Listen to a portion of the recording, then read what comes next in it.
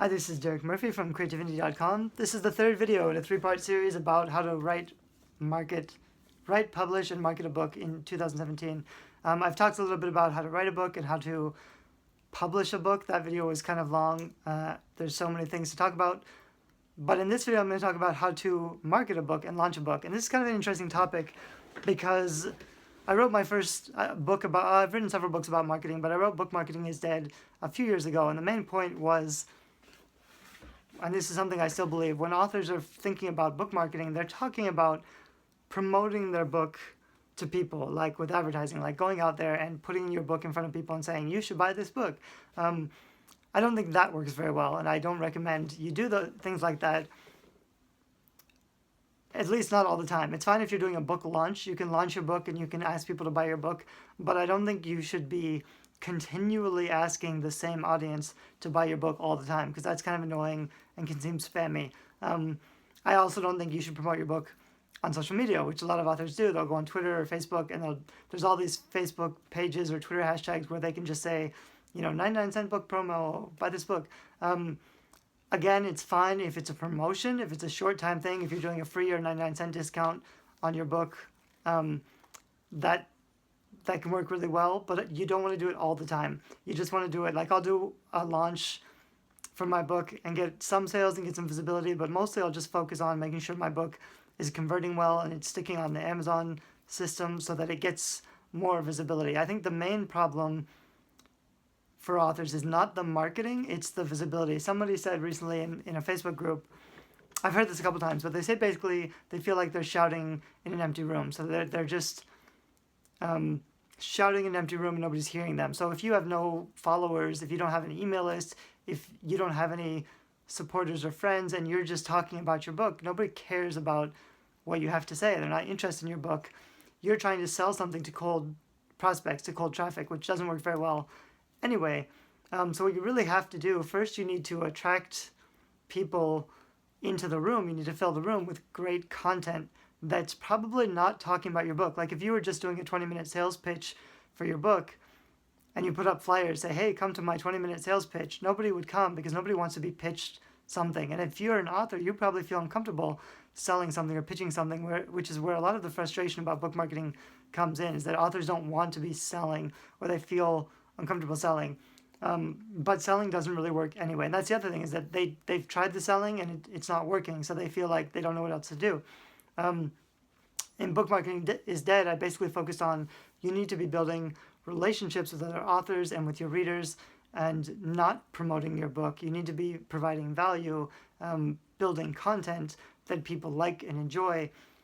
That's more important.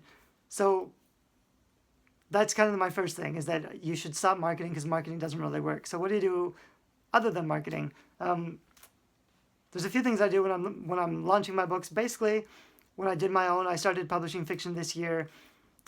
My process is I'll build up a really big email list with book giveaways. So I'll have, maybe I'm writing a mermaid book, I'll give away 10 mermaid books by best-selling authors, and I'll run a giveaway with King Sumo, which I think King Sumo giveaways is great for email list building. And I also use Gleam, which is another giveaway WordPress plugin that gives you more options. So like I'll do a big King Sumo giveaway and I'll build a big list. I'll remind those people the giveaway is ending soon. Share it if you really want to win. I'll have a big prize. I recommend books, like 10 books that are similar to the book that you're going to want to promote, because you'll be building a very specific list. I don't recommend giving away like $100 in Amazon credit, because you'll get a bunch of freebie seekers who only want the free stuff.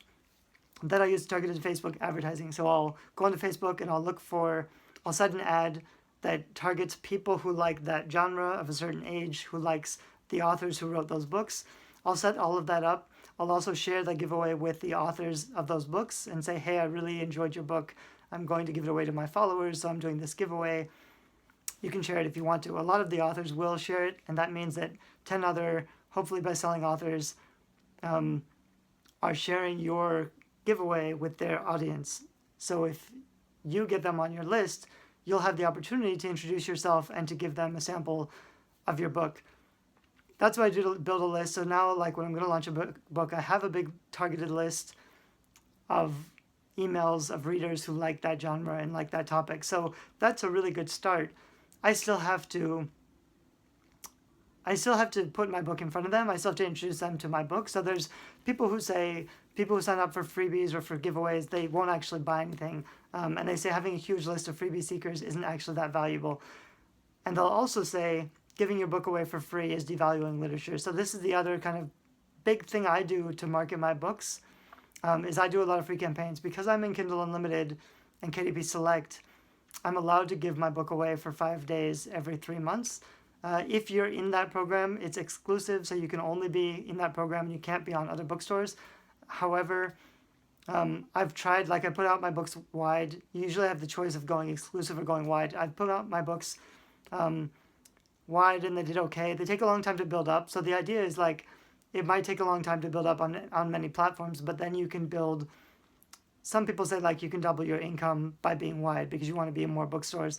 However, I'll always double my income with page reads because I'm in Kindle Unlimited and I have pretty long books. I'm getting paid by the book, but I'm also getting paid by the page reads. And that income is a lot more than I would make if my books were wide. So I get into wide and I also get those free days. I can use those free days. The really easy way to launch a book, and it's what I've used in the past, is you build a big list and then you offer your book for free to your list. I think it's really hard. Like it's always hard to sell something to someone who isn't familiar with your work. And that's a big ask. So if you're working really hard, you might spend $100 in advertising to make 100 sales. Maybe if you're lucky, you would break even. Actually, I think that's really hard to do if you're just trying to sell your book to cold traffic. It's hard to get in front of someone, get them interested enough to take action and pay for something if they don't know who you are. Whereas if you're just giving away a free book, it's easier for people to take a chance on you. And if they like it, they will continue to buy more. Some people say that system, like the system I'm talking about, generally, especially if you have a series, you can give the first book away for free or have a perma-free book. Perma-free means it's always free. You get a lot of readers. You don't have to do any marketing because people find those books by themselves. I had like 4 perma-free books and they were all in the top 5,000. A couple of them were really high on the Amazon store. So that means they're always getting more downloads. I was getting like 500 downloads. I want to say a day, but that can't be right. I think I was getting 500 downloads a day for a while. Now I think it's only 200 or 300 downloads a day, but still getting that many new readers to take a chance on my work and download my work without marketing or advertising, that's a huge win for me. A lot of writers don't want to do that, so they price it $2.99 or $3.99 because they're concerned with